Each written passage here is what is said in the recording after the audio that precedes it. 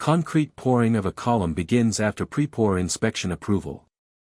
Skilled operators place concrete using buckets, pumps, or hoists, while laborers guide the flow and prevent segregation. Vibrators are used to compact concrete and remove air pockets. Equipment includes concrete pump, vibrators, buckets, planks, and safety gear. Supervisors monitor alignment, level, and continuous pouring.